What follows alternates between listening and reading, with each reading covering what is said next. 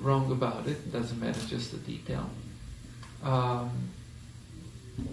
And the Shakti should go to him, the power. And so therefore he was advised to perform these sacrifices so that he could become powerful. And what happened as he started to perform these sacrifices, especially as he was nearing the end of completing 100 of these sacrifices, does anyone know what happened?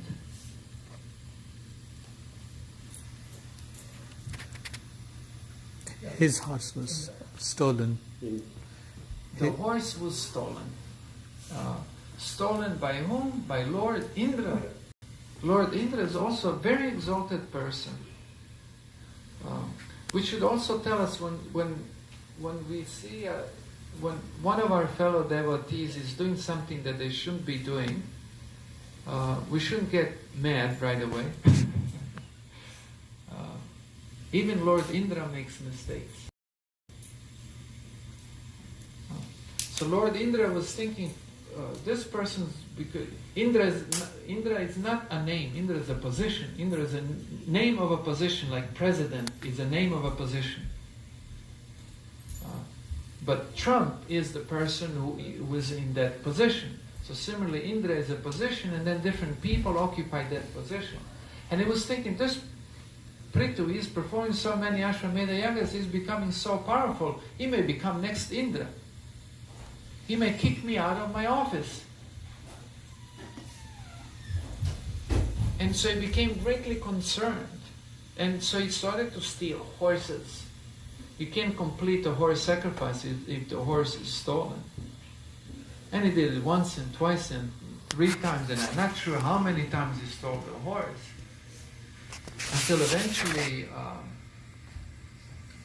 King Prithu himself decided to bring this to an end. So he chased down Indra, and he was ready to kill Indra. Now, one important thing to note is that we're never attached to a thing when we're just about to get the thing. And then the thing is taken away from us. Whatever it is, whether it's a position, at work you're working so hard to get a position, you're just about to get it, and then someone snatches it.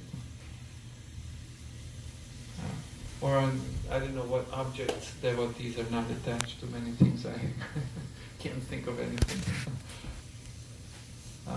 But we're never attached. We're never as attached to something which we're just about to get, and then it's taken away from us. Now Prithu, he went through 99 horse sacrifices, which are very elaborate sacrifices. And he's about to complete the 100th. And Indra keeps stealing the horse. And he's now ready to kill him. He's got his bow and arrows. And then, I think it was Lord Brahma, right, who came. And he asked him, please don't do it. And what did Prithu say? Okay. Now, only a person in the mode of goodness can do this. Renunciation is possible only for the person in the mode of goodness. Renunciation is a product of the mode of goodness. There are other types of renunciation in the Bhagavad Gita. We hear that a person influenced by the mode of passion will renounce their duty when the duty becomes what? Difficult. The person in the mode influenced by the mode of passion gives up his duty when the duty becomes difficult. But the worker in the mode of goodness never gives up his duty. Perseveres through thick and thin. Such a person is truly renounced. And so any other person, so just think of this situation. Indra was so wrong. Indra was so wrong. Prithu was so right. And Brahma asked Prithu, you give up. natural thing, we would think, natural thing would be for Brahma to ask Indra, you please stop. But no, he asks Prithu, you stop. Why? Okay.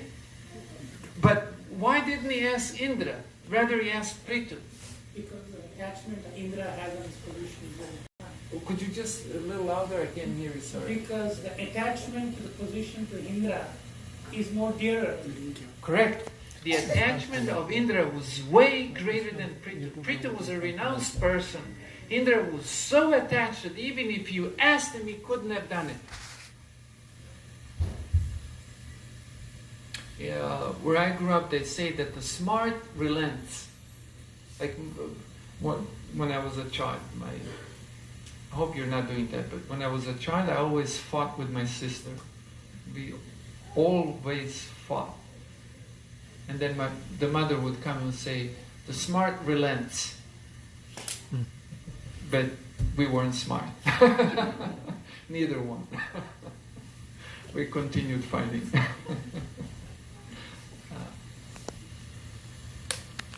So even though Indra was so wrong, it was King Prithu who relented. King Prithu gave up the good thing. The thing that he was doing was a good thing. It was meant for the benefit of all, and he stopped. Once I saw a woman in her 40s, so maybe late 30s, early 40s, that was her age roughly. And she was arguing with a 12, 13-year-old girl who was right about the thing. And I was thinking, the woman's wrong. Doesn't matter who's right or who's wrong. If you're an adult, if you're a grown-up person, then why do you argue with the child? You ought to be above it. So King Prithu, because he was in the mode of goodness, in other words, his consciousness was way more elevated than that of Indra, he was able to rise above and accommodate Indra's ignorance, accommodate Indra's nastiness, and just let him be.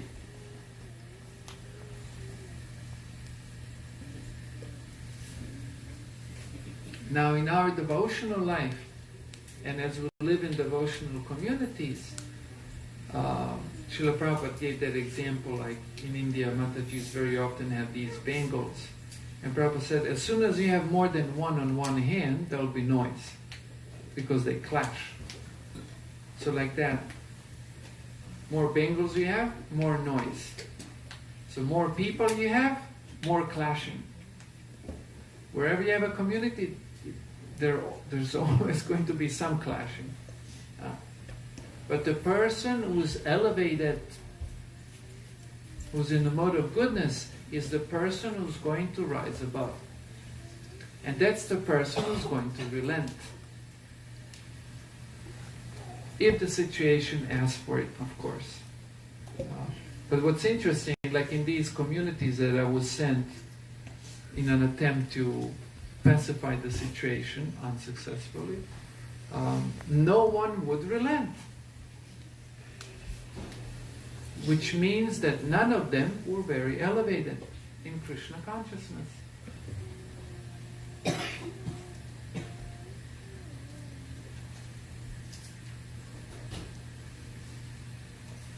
And they all had an excuse. But. Like no one could rise above it. No one could see how it was necessary for at least someone to rise above the situation.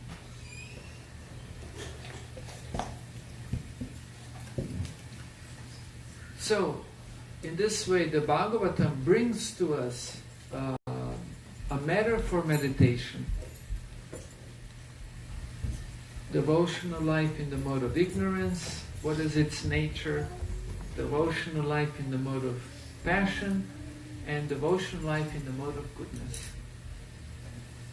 Now from these examples, we can think of these examples, study them, meditate upon them, And then as we go through our own devotional life and life in devotional communities, we will be armed with the information that should help us deal with the situations in a proper manner, and in this way help us elevate ourselves, and help us in this way elevate the community. Now, how many of you have the Srimad Bhagavatam set? Very well. Okay. Does that mean that there are some devotees here tonight that don't have a Bhagavatam set? Okay. Well, I would really, by nature I'm a mild person. I have a hard time being aggressive, but and I don't mean to be aggressive right now. But I would really like to urge devotees to get the Bhagavatam and study Srimad Bhagavatam.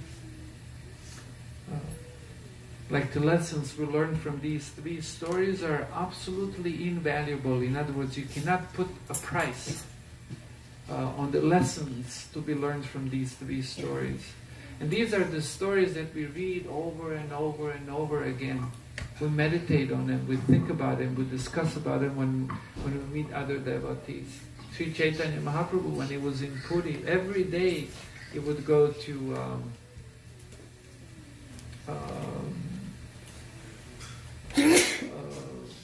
Tota Gopinath. What's the devotee name? Gadadhar Pandit.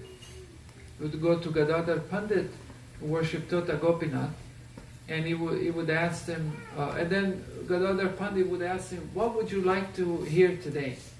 Meaning, what would you would like to hear from the Bhagavatam? And Mahaprabhu would always say, or the story of Dhruva, or the story of Prahlad. So nearly every time Mahaprabhu, and he went there every day, Mahaprabhu would several times a week hear the story of Dhruva or Prahlad from Gadadhar Pandit. So these three stories are there in the fourth canto, and they come in succession. Each story takes up several chapters of this canto. So there you go. I hope I have at least somewhat managed to inspire you to read Bhagavatam, or if you're already reading, to read it more and better. Okay. Thank you for your attention. And if there are any questions or comments, we can entertain them at this time. Yes, please. I actually didn't hear their answers, but okay. I wanted to know about the material desires. So do we ask or do we not ask? Because when we come into Krishna consciousness, we know that the endeavor for pure devotional service, which can take us back to Godhead. But at the same time, I read, when we read these glories of Ekadashi, like at the end of every glories of Ekadashi, they say that, you'll get, a lot of material things. Yeah. So then, that's not Karma Kanda, and Ekadashi is a devotional service. So then, why then? But not that kind of Ekadashi. You see, even in the Western philosophical system, there's the concept of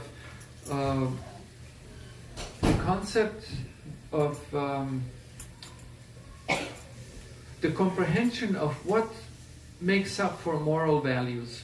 Moral values are values of good versus evil, and so in this case we're sort of morally discerning what's good, what's evil, and it is understood that the moral value of an act is not found just in the act itself. Like, physical events are just empty physical events, but what gives them metaphysical dimension, spiritual dimension, or moral dimension is the attitude and reasons for which we're doing that. So if we're following Ekadashi because we think we're going to get rich, that's not bhakti. But then why does it say that in the end? That's a glorification, like also Tulsi Devi. It's stated that one who walks around Tulsi Devi in awe and reverence is rid of all kinds of sins. That's a glorification of Tulsi Devi. We don't walk around just because we're going to get rid of sins. We do it out of devotion. Whether we get rid of sins or not, of course it's good to get rid of sins. That's a very good thing. And it's even helpful in Krishna consciousness. But irrespective of that, we would still worship Tulsi Devi. We don't worship Tulsi Devi because of that. But that's a glory, or the very last verse of the Srimad Bhagavatam, the very last verse, the last verse of the Srimad Bhagavatam, last verse of the 12th canto, Nama Sankirtanam Yasya Sarva Papa Pranashanam. This is glorification. This is the end of the Bhagavatam. The end of the Bhagavatam glorifies what? The holy name.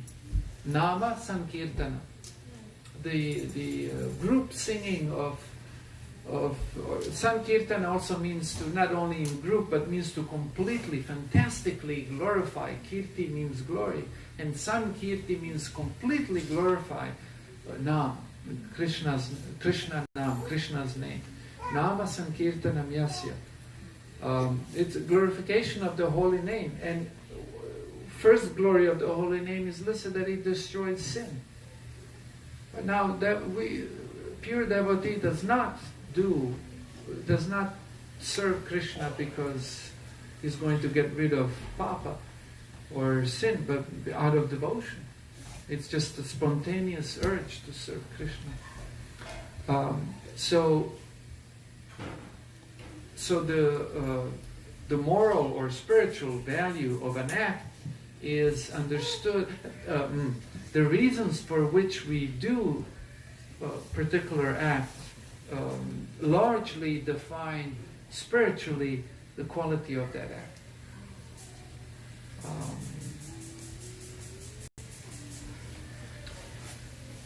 For example, gopis, when Arishtasura entered Vrindavan, they scattered. There was a huge, fearsome beast that entered Vrindavan, and they ran, and they embraced the tamal trees in their madness, thinking it was Krishna, for protection. Someone could say, oh, that's a material desire. Why didn't they just stand there like Prahlad? But that's an expression of devotion. They didn't do that because of fear of their bodies, but it's a spontaneous expression of devotion that cannot be imitated. A different person would do that merely out of fear, selfish fear, which is not precisely Krishna consciousness. It is some form of God consciousness, but very low, like that. So it is the reasons for which we do things. So it's when we come to Krishna, sometimes we as devotees also, when Srila Prabhupada was sick, for example, in the early stages of Krishna consciousness movement in the West, Srila Prabhupada fell ill, and seriously ill. Oh, that's a girl, is it? She's uncomfortable.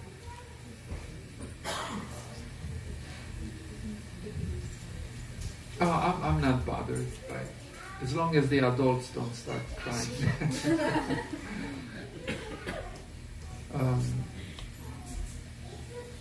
What was I saying? Oh, Srila Prabhupada, he fell ill. Yeah, he fell ill, and he was seriously ill. It was just the beginning of Krishna consciousness movement, and he asked these disciples to pray to Krishna, and the prayer was, "Dear Krishna, our spiritual master has not fulfilled his mission, and he is ill. If you wish, please give him health." Something like that. I'm paraphrasing. If you so desire, yeah. So you could say, there they are. They're asking for a material thing, health, physical health. But again, why physical health? So you could serve Krishna. Yeah, that's spiritual. That's a very, very elevated desire. And thank Krishna that Srila Prabhupada didn't go at that time, but stayed with us, and thus we all can now enjoy the spiritual benefits of the Hare Krishna movement. So, yeah, it's not single-dimensional. It's a rather complex issue, and it tends to be a point of contention when devotees discuss that. There's the concept of drinking water underwater on a fast day. So on a fast day, the person says, "I'm fasting," and then he goes to the river to bathe, and then when he's under the water, no one's seeing me, he's drinking. So like that, sometimes in the name of Krishna consciousness, we overindulge in things which apparently seem like Krishna consciousness, but actually for personal satisfaction. Like, I need this computer for my devotional service, which is true, but I also really want to enjoy this newer version of I'm not sure if, any other. It's just an example. Is that okay? That's it. Okay. Thank you. Now we had some hands here. Yes. Thank you for the very informative Katha. I have a question that how you're commenting on the state of consciousness. Lord Krishna has come, Lord Ram has come. You mentioned some other names of Lord Krishna as avatars.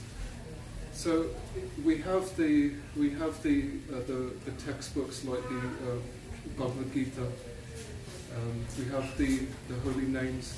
But I was wondering, I've been reflecting on Lord Ram for a while these days, and a question came to me this morning. Why does Lord Krishna take so long to come in his physical form? Before it seems to be taking a while. But because then I was thinking, going up the stairs in my workplace building, where at the time of Lord Ram, how at that time there were many Rakshasas of different types. And then at the same, in the case with Lord Krishna, on the second time he came here. But yet, these days there's different types of activities which we can't even fathom sometimes. And yet, if he's with Radharani or with Sitaram, and they're taking the same relationship birth after birth, if that's the case, then that could mean that they are here. Or maybe they're on a different planet. So I was wondering if you could share a little bit about why does he take so long? Or where is he then? If he is here, then why isn't he saying something or doing something? So, just one detail that Lord Ram and Lord Krishna are not always in the same universe. Okay. Srila Prabhupada described it as an eternal traveling road show. The different incarnations are always somewhere, but then they're not necessarily always here. Okay. So they're here in we could say aprakata, which means not visibly manifested, but still available, mere smaranam, or remembering of Krishna, brings Krishna right here, right now. So in that sense, Krishna is always everywhere. If you remember Lord Ram, you're right there in Ram Leela. Literally, you were in Ram Leela. I remember one devotee. He was telling Radhanath Maharaj. I'm not sure if he ever comes here. He was telling him, this was in New Vrindavan, and he was telling him how he had a dream, and he was dreaming Ram Leela, and he was describing these details, and then Maharaj told him, oh, you were in Ram Leela. And this statement left this boy thinking, what did he mean? Was I like really there, or was it just a dream? It doesn't matter. Qualitatively, he was there by thinking of. And then, why does it take so long? Of course, long or short, it's first of all, that's quite relative. Yes. Relative, yes. Relative, depending, right? Depending on how you look at it. And if we understand the purpose, of this creation, then we would not think it's long. Even though as devotees, to us it's terribly long. A real devotee would always want to be very close to Krishna. Like when Krishna told the gopis when they came out to Rasa dance, to dance with Krishna, and Krishna told them, "I'll just go home and think about me." Says that there's no difference between dancing with me or thinking about me. Just go home and do smaranam. Think of me. They didn't take that. It wasn't enough for them. That's the nature of a devotee. Devotee wants more and more and more intense. And even though what Krishna said was true, but in other ways it's not long, in the sense that this physical creation has a purpose. And according to some spiritual or religious concepts, you would think that God is rather a monster. But God is not a monster. God is the most beautiful, most gentle, the healthiest persons of all. And so, when it comes to helping people, Krishna also does it in the most beautiful ways. I tell you don't do it, and you still do it. I tell you don't do it, and you again do it. Okay, do it. And see what's going to happen.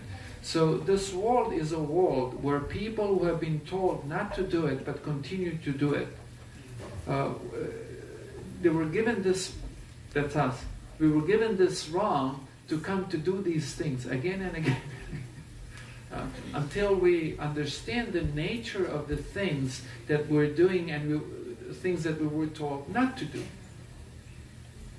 And so, as the time progresses, or we could say degrades, souls, all of this has to be organized. You see, different souls have more or less perverted, twisted desires. Some are mildly twisted, and some are seriously twisted. And so you cannot let all of them be in one place. Just like incarcerated people, they're not all in the same place. You have political inmates in one place, then you have murderers in another place, then you have people who committed some light crime in another place where there's hardly any guards, and some people are just what do you call it, home arrest, or what's House that called? House arrest, where you're at home. And you just told not to go more than 100 yards away from your house. So this has to be organized. You can't mix all these people together. So the souls that are on different levels of conditioning are given different opportunities at different times. So people that are seriously having twisted desires in the age of Satya, which is the most elevated age, they're given bodies of minerals. Human form is given to those who just have mild material desires. And then as the time progresses, we come to Kali Yuga, and as the Kali Yuga goes on, then the people who have really twisted desires are given opportunity to express those desires, to try to fulfill those desires in the human form. And so this realm is not meant to be pretty. In the Bhagavad Gita, Krishna said that this realm is a temporary realm and it's full of misery. As they say, you suffer and then you die. No matter what we do, this is the nature of this place, like prison. Prison will never be a pretty place.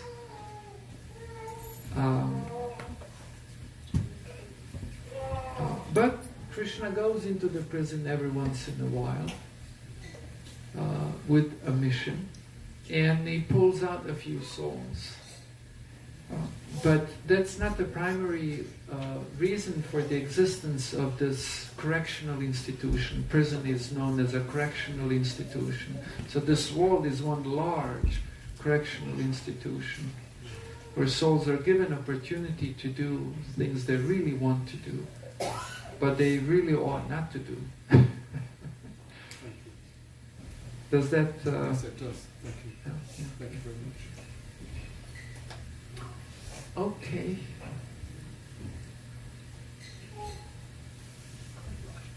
Okay, last one. What is pure and what is impure? Okay, I think the challenge here precisely is to answer that question briefly. Because that's really a subject matter of lifelong study. But Srila Rupa Goswami succinctly described pure Krishna consciousness as Krishna consciousness which is not enveloped by jnana, karma, kanda and other things.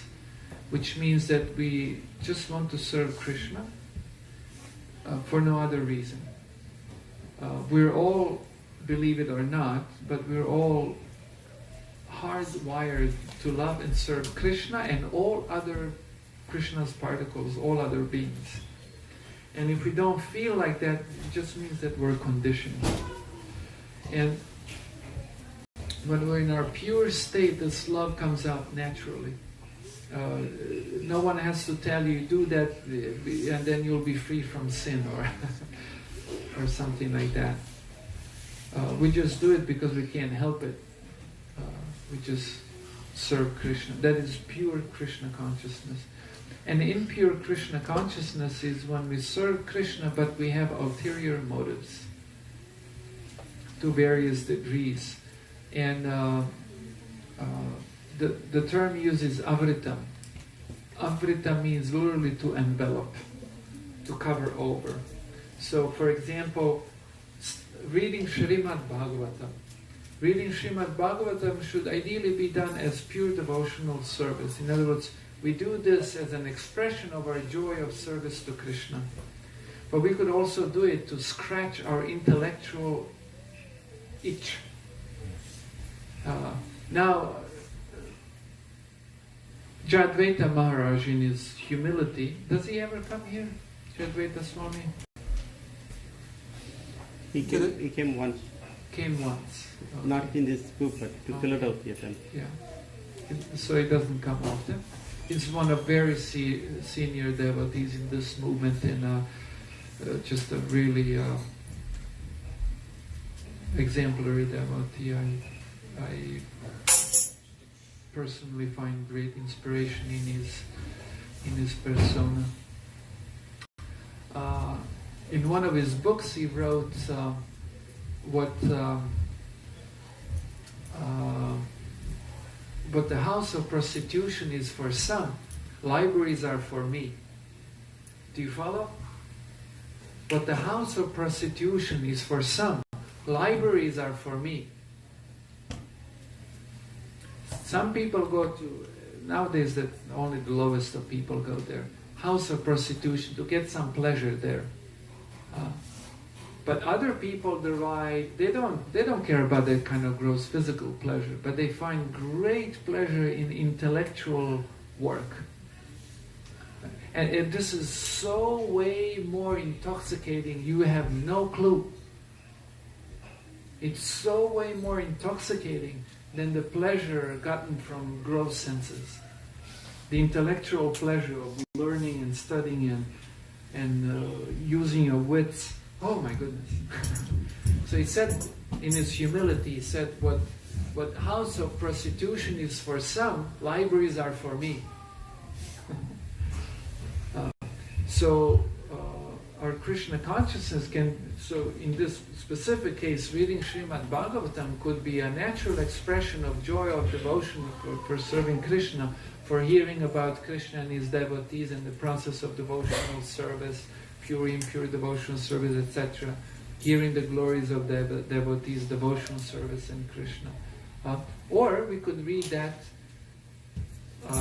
just to gratify our intellectual, an itch for intellectual pleasure. Or, in most cases, a bit of both.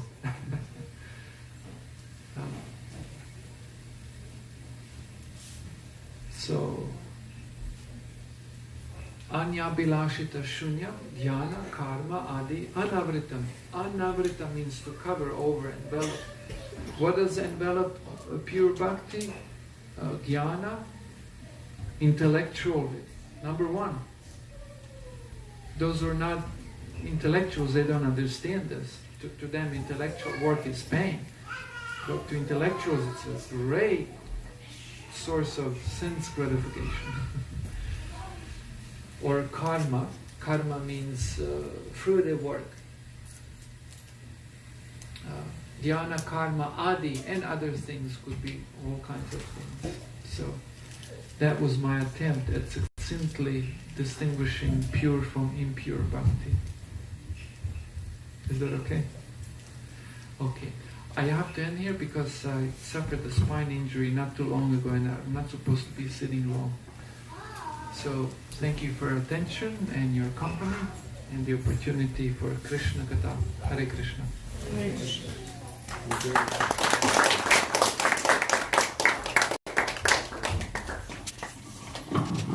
Thank you very much, Maharaj. And one round of applause, please.